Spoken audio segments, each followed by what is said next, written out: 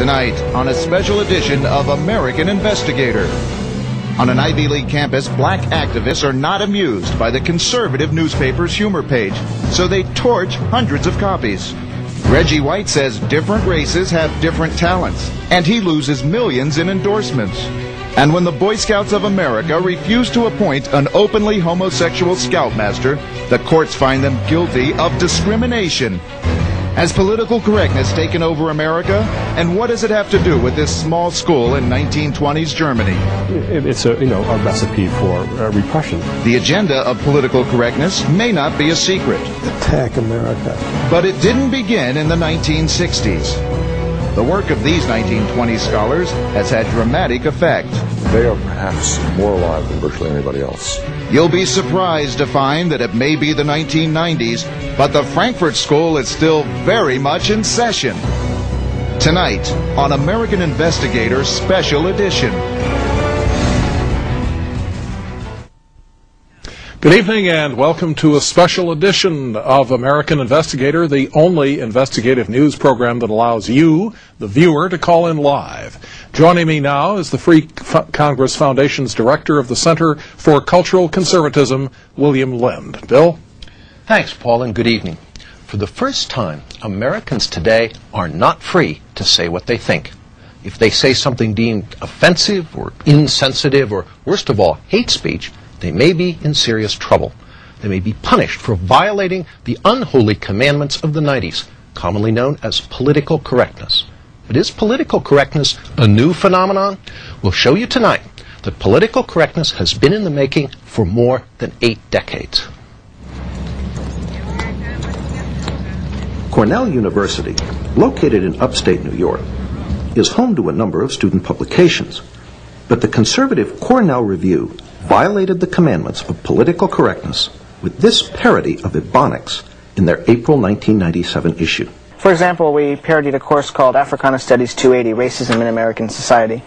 The white man be evil and he trying to keep the brother man down. We got Sharpton and Farrakhan, so who the man now, white boy? We be discussing racism in the U.S. It's sort of silly, but some of the black students on campus and black faculty got offended.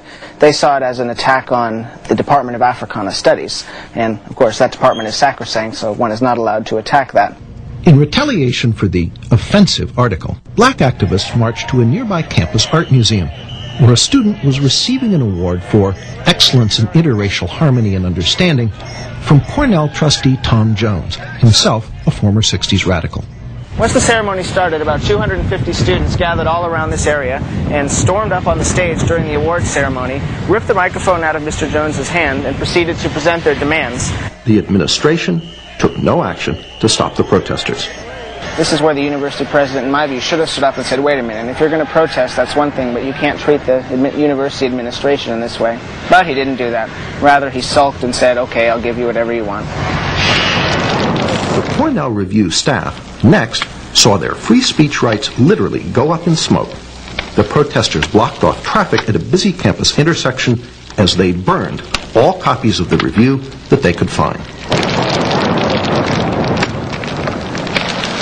While a few students reacted with moral outrage over the incident, most were afraid to speak out, feeling that objecting to the actions of minorities is taboo. Well, I think the average student, if they disagree with these tactics, are much more reluctant to speak out against them because the liberals are always ready with their keywords of you're being intolerant or insensitive or going beyond that racist, sexist. And here goes Wenzel back here. They come! They got him again! Back in the 20. Hello, Reggie! Reset. But being black is no guarantee of protection against political correctness. As Green Bay Packers defensive end Reggie White well knows, in a speech before the Wisconsin legislature, White, an ordained minister, spoke of the sinfulness of homosexuality and of differences between the races. Hispanics were gifted in family structure. And you can see a Hispanic person, and they could put 20, 30 people in one home. They were gifted in the family structure. When you look at the Asian is very gifted in creativity, and inventions. If you go to Japan or any Asian country, they can turn a television into a watch. They're very creative. Then you look at the Indians. They've been very gifted in the spirituality. When you put all of that together, guess what it makes? It forms a complete image of God. The reaction was swift and uniform. White was vilified by the media as ignorant, a bigot, and a fool. CBS Sports, which had been about to sign White to a multi-million-dollar contract as a sports analyst, immediately withdrew their offer. White, however, stuck by his guns and refused to apologize or back down. Well, I was shocked more when not what I said about homosexuality, but more with the so-called stereotypes that I got accused of. Even time-honored private organizations like the Boy Scouts of America have fallen victim to political correctness in numerous court battles. In New Jersey, the ACLU recently brought a lawsuit against the Boy Scouts for refusing to appoint an openly homosexual scoutmaster. The courts ruled in favor of the ACLU, saying that the Scouts were guilty of discrimination. But the matter is far from settled. I can't believe that a parent would want their son to go on overnight campouts, some as long as 3 weeks, with a person that they know is a homosexual. Lou Doty, who became an Eagle Scout in 1960, has been involved in scouting for over 40 years. Doty sees the assaults on privately run Boy Scouts and the million-dollar court costs they've incurred as part of a larger agenda. The Boy Scouts of America is an institution, and if the wrong people can tear down the right institutions, your society deteriorates. And it seems that a deteriorating society is exactly what political correctness strives for. But just what is political correctness? As you're about to see, political correctness is nothing less than a Marxist ideology. Marxism translated from economic into cultural terms in an effort going back not to the 1960s, but to World War I. Marxist theory had predicted that if war came to Europe, the working class in every European country would rise in revolt. But that theory proved wrong. When the First World War began in 1914, the workers' loyalty to their country proved stronger than their so-called class consciousness. They willingly put on their uniforms, French or German, Austrian or Russian or British, and marched off by the millions to fight each other. In 1917, a Marxist revolution did occur in Russia, but it failed to spread to Western Europe, again contradicting orthodox Marxist theory.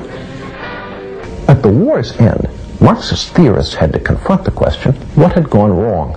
Antonio Gramsci in Italy and Georg Lukács in Hungary believed they had the answer. Gramsci and Lukács argued that Western culture had blinded the working class to its true Marxist class interests. Before a Marxist revolution could take place, Western culture had to be destroyed. In 1919, Lukács, who was considered the most brilliant Marxist theorist since Marx himself, asked, "Who will save us from Western civilization?" That same year, 1919, Lukács became Deputy Commissar for Culture in the Bolshevik Bela Kun government in Hungary, where he launched a program of cultural terrorism. As part of that program, Lukács introduced a radical sex education program into the Hungarian schools. Political correctness, as we know it, was already beginning to take form. He tried to actually undermine the unity of the family, and that was one of the reasons that he tried to introduce sex education. Laszlo Pastor, a leader in the Hungarian resistance against the communist takeover of Hungary after World War II, explains why children were targeted. It's always much tougher to convert an adult, to do something what he was taught not to do. The program left great residual effects on Hungary. The only thing what we were permitted to accept as far as culture is concerned, what they were teaching, that was it. Free thinking was a very big sin. The Bela Kun government lasted only a few months, in part because the Hungarian working class was outraged by Georg Lukács' assault on traditional Western culture. But meanwhile, in Germany, a new attempt to create a Marxist critique of Western culture was taking shape. There, the wealthy young son of a millionaire grain trader, Felix Weil, wanted to establish a public policy institute, a think tank, to serve as a home for advanced Marxist thought. Modeled on the Marx-Engels Institute in Moscow, Weil's think tank was originally to be named the Institute for Marxism.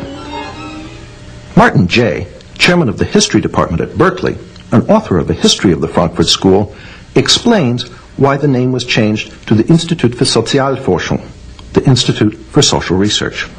I think they were very interested in trying to avoid being overly labeled.